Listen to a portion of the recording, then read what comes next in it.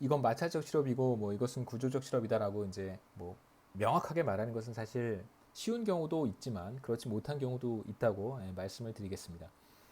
그래서 여기에서 우리가 보려고 하는 첫 번째 임금 경직성이라고 하는 것은 이제 최저임금이고요. 우리가 지금 보려고 하는 최저임금은 마켓 클리어링 웨이지 수준보다 높은 수준에서 결정이 되었을 때 경우라고 할 수 있습니다.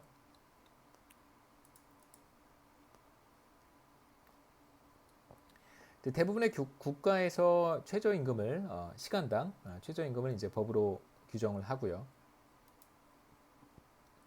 그래서 최저임금이라고 하는 것이 사실 마켓 클리어링 웨이지 수준보다 낮으면 뭐 그 자체에 별 의미는 없고요. 당연히 뭐 시장에서 결정이 되는 균형임금을 서로 거래하기 때문에 최저임금이 만약 자 이렇게 수요와 공급 곡선이 있습니다. 자, 최저임금이 뭐 이런 수준에서 결정이 된다면 이게 마켓 클리어링 웨이지인데요. 뭐 이런 수준에서 결정이 된다면 사실 최저임금 자체는 별 의미가 없을 것이고 실제로 이제 노동시장에서 사람들이 최저임금보다 높은 임금을 받고 있으니까요. 별 의미가 없을 것이고 최저임금이 마켓 클리어링 웨이지 수준보다 높게 책정이 된다면 이것을 우리가 웨이지 플로우라고 합니다. 이거보다 낮을 수 없다는 뜻이죠. 웨이지 플로우. 그래서 마켓 클리어링 웨이지보다 높은 수준으로 최저임금이 형성이 되는 경우, 결정이 되는 경우 이제 노동시장에서 어떤 일이 일어날 수 있는지 살펴보도록 하겠습니다. 2020년에 우리나라 최저임금은 시간당 8,590원이죠.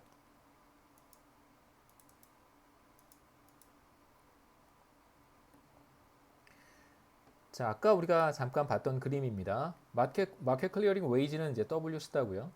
자, 이제 미니멈 웨이지가 마켓 클리어링 웨이지 수준보다 높은 수준을 우리가 한번 생각해 보겠습니다. W 언더바가 최저임금 수준이고요. 자, 이 수준에서 예, 노동 수요량은 노동 수요라고 하면 이제 단순히 뭐 레이버 디맨드라고 하면 디맨드 커브를 가리키는 것이고요. 마찬가지로 레이버 서플라이라고만 하면 그건 서플라이 커브를 가리키는 것입니다. 이제 우리는 특정한 임금 수준에서 기업들이 원하는 고용량이잖아요. 이건 바로 이제 quantity demanded라고 해서 이건 수요량이라고 부릅니다. 노동 수요량은 혹은 뭐 고용량은 이 정도가 되고요. 반대로 미니멈 웨이지가 마켓 클리어링 웨이지 수준보다 높아졌기 때문에 전보다 균형 수준보다 더 많은 사람들이 일을 하기 위해서 레이버 마켓에 나갑니다. 존 마켓에 나가겠죠. 이게 바로 노동 공급량이 돼요.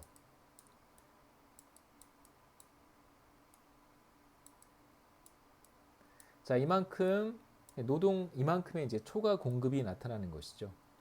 자, 이만큼이 보시죠. 이만큼이 이제 레이버 마켓에서 사실 구직 활동을 하는 것이고요. 자, 그 중에 수요량만큼 요만큼만 잡을 얻게 됩니다. 그래서 정리해 보죠. 미니멈 웨이지가 W 언더바고 마켓 클리어링 웨이지보다 높게 설정을 했습니다.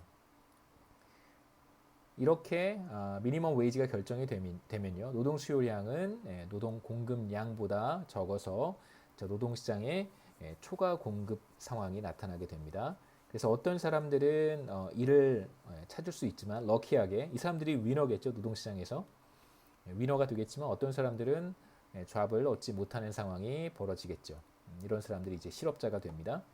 그래서 공급량과 수요량 사이의 차이만큼이 이제 실업자 일을 하고 싶어요. 현재 임금 수준 미니멈 웨이지 최저임금 수준에서 일을 하고 싶지만 일을 하지 못하는 이제 루저가 되는 것이죠. 그래서 여러분 너무 이렇게 단어를 루저, 위너 이런 표현들은요 경제학에서 굉장히 보편적으로 사용하는 것입니다. 어떤 제도가 도입이 되었을 때 그로부터 베네핏을 받는 사람들을 우리가 위너라고 부르고요. 그로부터 피해를 얻는 사람들을 우리가 루저라고 부릅니다. 그러니까 winners, losers 그렇게 표현을 하기 때문에 그냥 편하게 받아들이시면 돼요.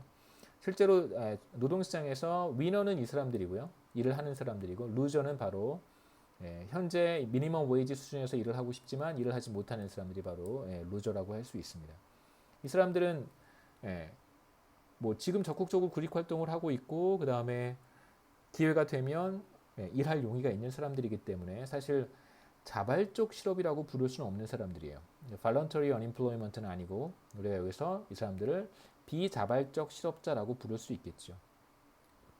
그래서 이 사람들 우리가 involuntarily unemployed라고 해서요. 비자발적 실업자들이라고 비자발적 실업이 되겠습니다.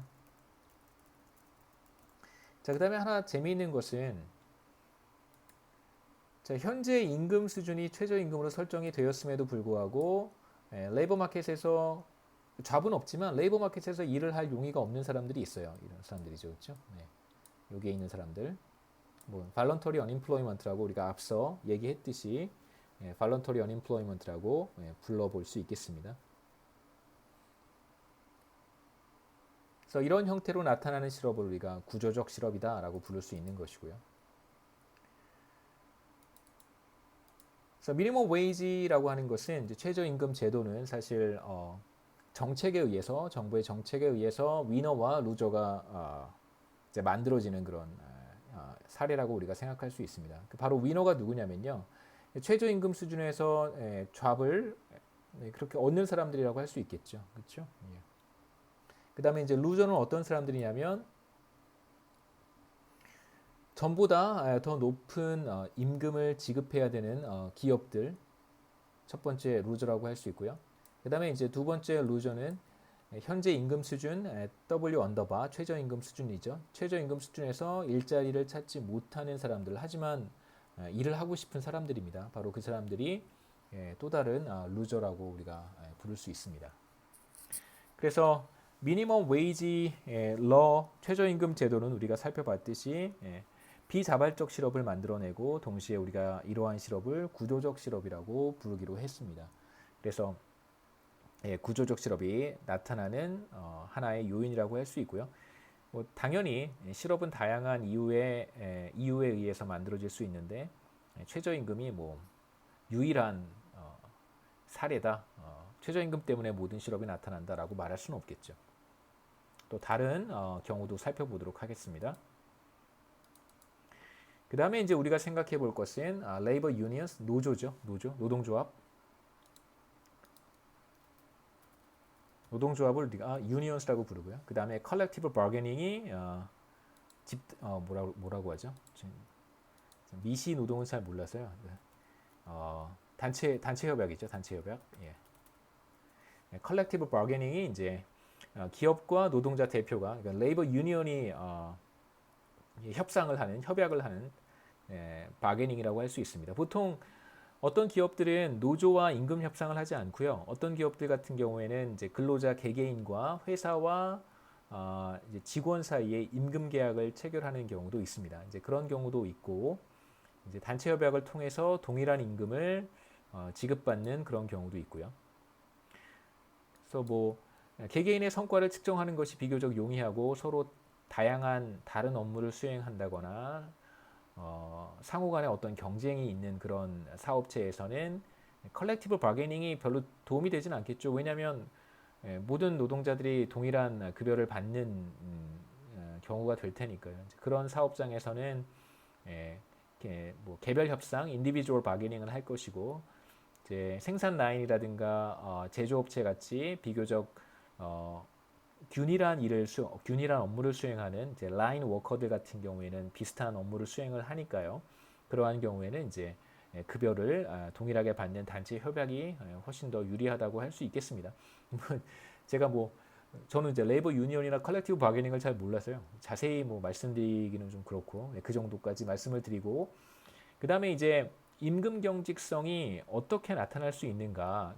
첫 번째가 최저임금이고요. 두 번째는 일종의 레이버 유니온에 의한 이제 컬렉티브 바게닝이라고 생각해 볼 수 있습니다. 보통 기업과 노조 사이에 이제 임금 협상을 우리가 생각해 볼 수 있는데요. 이제 이러한 임금 협상 과정에서 임금 경직성, 웨이지 리지디티가 나타날 수 있습니다.